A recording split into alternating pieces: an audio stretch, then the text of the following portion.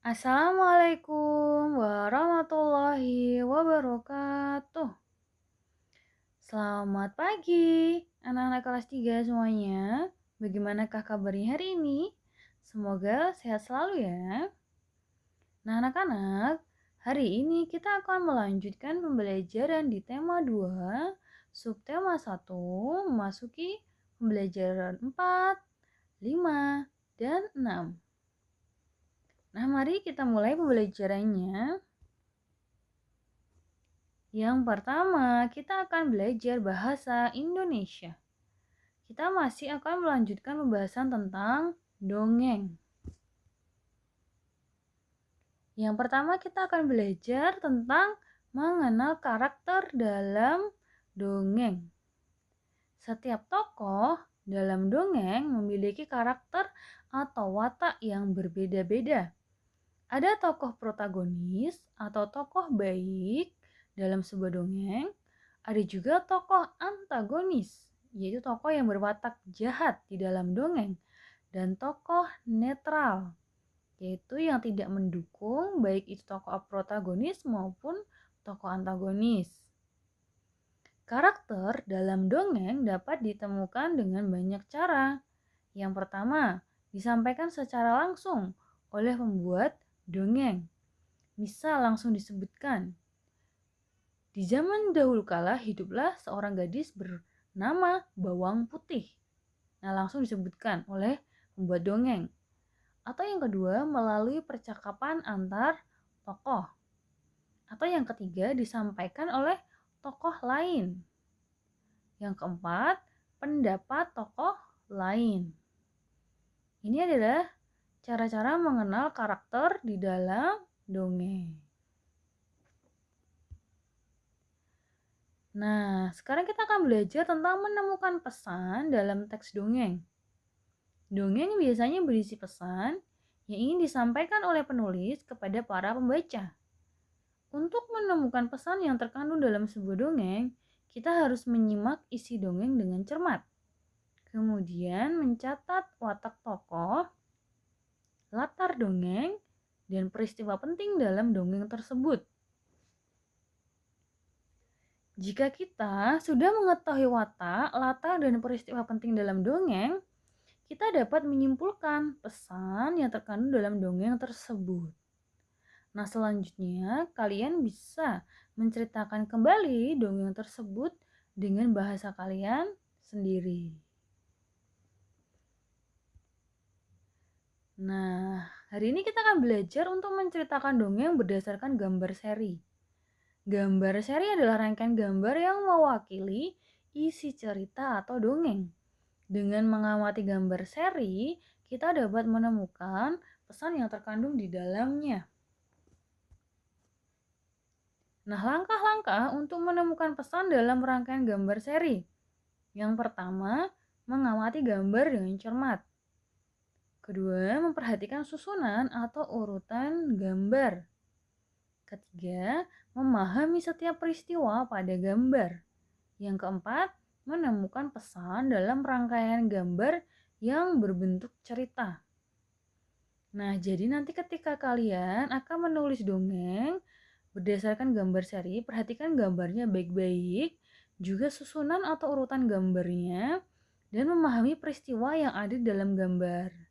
Kemudian kalian membuat kalimat yang sesuai dengan peristiwa yang terjadi di dalam gambar.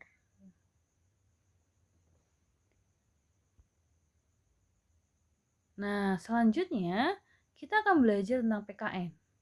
Hari ini kita akan membahas tentang berbuat baik pada orang lain. Ada banyak cara kita berbuat baik kepada orang lain. Yang pertama, meminta maaf pada orang lain. Biasanya dalam kegiatan sehari-hari, kita tanpa sadar bisa berbuat salah terhadap orang lain. Nah, ketika kita berbuat salah, sebaiknya kita segera meminta maaf. Ketika kita meminta maaf, sebaiknya diucapkan dengan tulus dan ikhlas, dan juga dengan niat yang sungguh-sungguh tidak akan mengulangi kesalahan tersebut. Anak-anak, sudah terbiasa kan meminta maaf jika berbuat salah?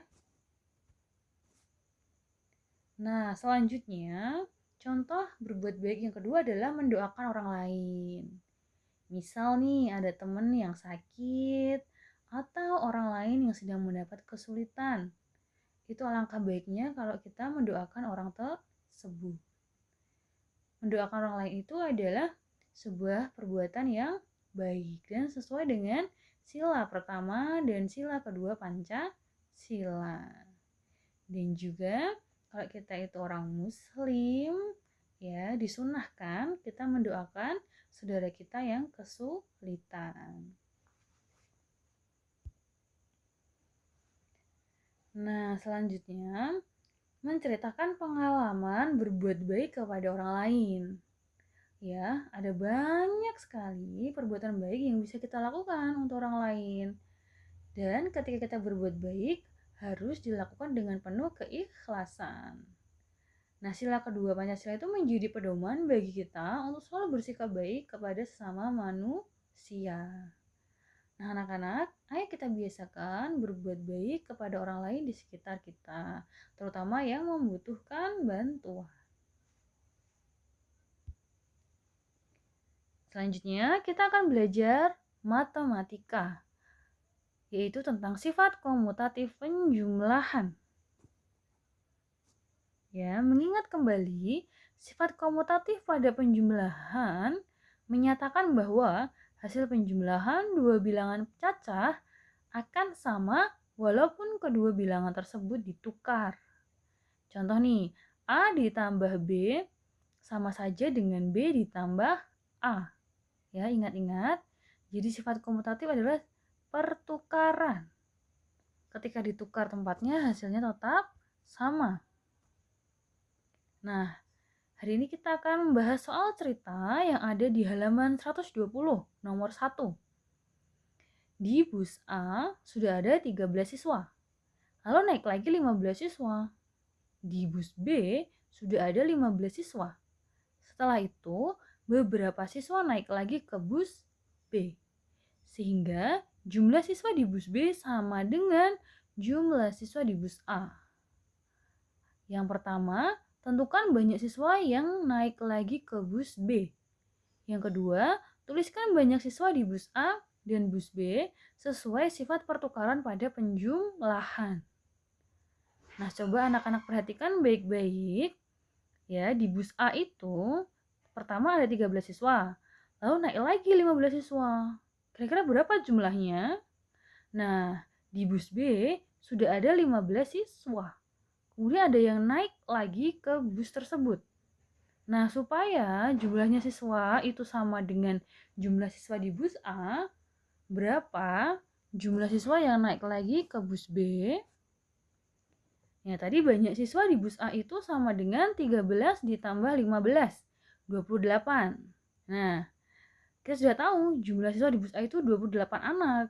Maka, banyak siswa yang naik lagi ke bus B sama dengan 28 dikurangi 15, yaitu 13 anak. Ya, jadi siswa yang naik lagi ke bus B adalah 13 anak. Nah, kemudian yang B, tuliskan sifat pertukaran pada penjumlahan. Nah, sesuai sifat pertukaran pada penjumlahan, maka banyak siswa di bus A sama dengan 13 ditambah 15 sama dengan 28. Kemudian yang banyak siswa di bus B sama dengan 15 ditambah 13 sama dengan 28.